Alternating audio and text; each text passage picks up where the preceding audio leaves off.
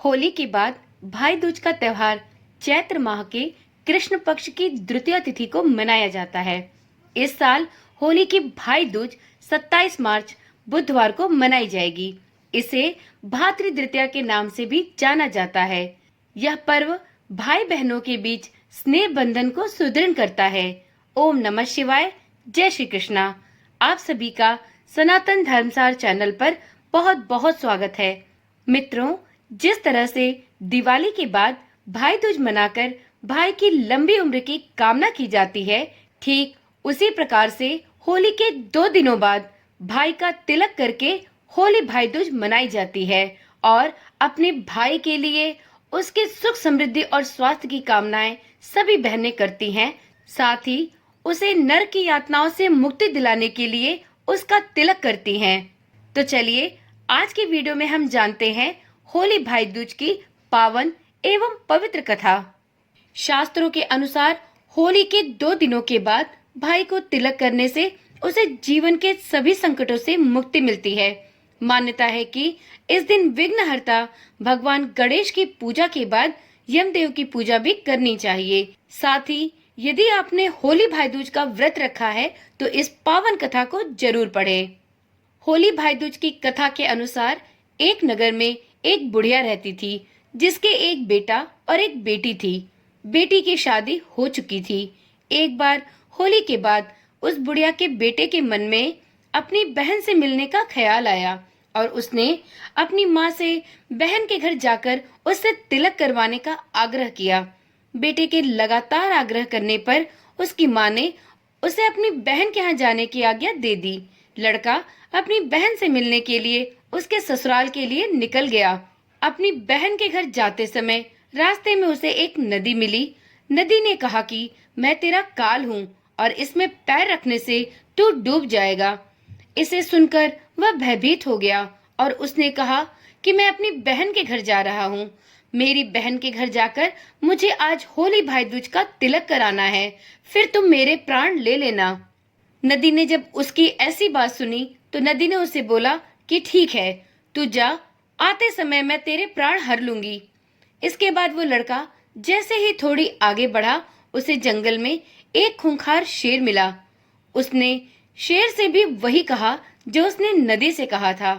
कुछ दूर चलने के बाद एक सांप ने उसके पैर को जकड़ लिया। बुढ़िया के बेटे ने सांप से भी कहा कि मुझे बाद में काट लेना, पहले मैं अपनी बहन से होली भाई दूज का टीका करा लूं। इसके बाद सांप ने भी उसे छोड़ दिया। इस प्रकार जैसे तैसे वह अपनी बहन के घर जा पहुंचा। बहन ने अपने भाई को देखते ही उसे अपने गले से लगा लिया और उसका स्वागत सत्कार बड़े ही जोश और उल्लास के साथ किया। भाई का तिलक करने के बाद उसे बैठाकर सप्रेम भोजन कराया।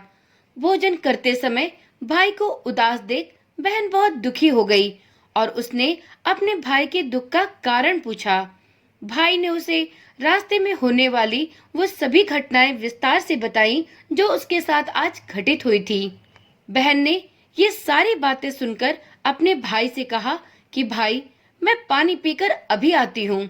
और वह एक तालाब के पास गई जहाँ उसे एक बुढ़िया मिली। बहन ने अपनी सारी परेशानी उस बुढ़िया को बताई, जिसे सुनकर बुढ़िया ने कहा कि ये सब तेरे पिछले जन्म का कर्म है जो तुम्हारे भाई को इस जन्म में भुगतना पड़ रहा है। अगर तुम चाहो तो उसे बचा सकती हो, परंतु इसके लिए तुम्हें उसकी शादी होने तक उसकी हर विपदा को टालना होगा। इससे तेरा भाई सुरक्षित बच जाएगा।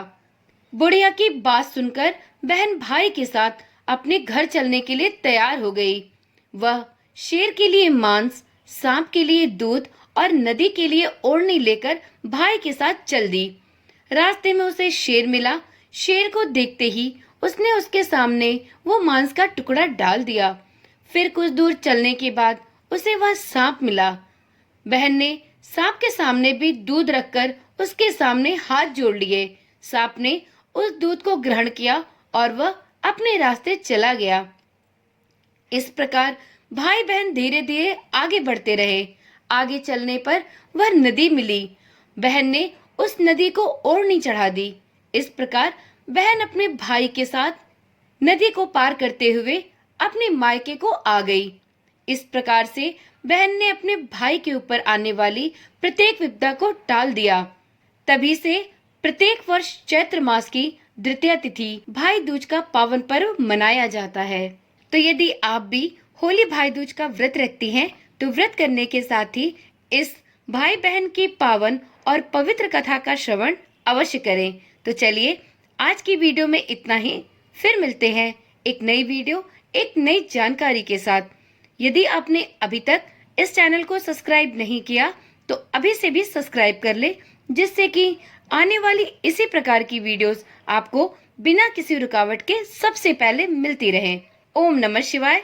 जय श्री कृष्णा। राधे राधे।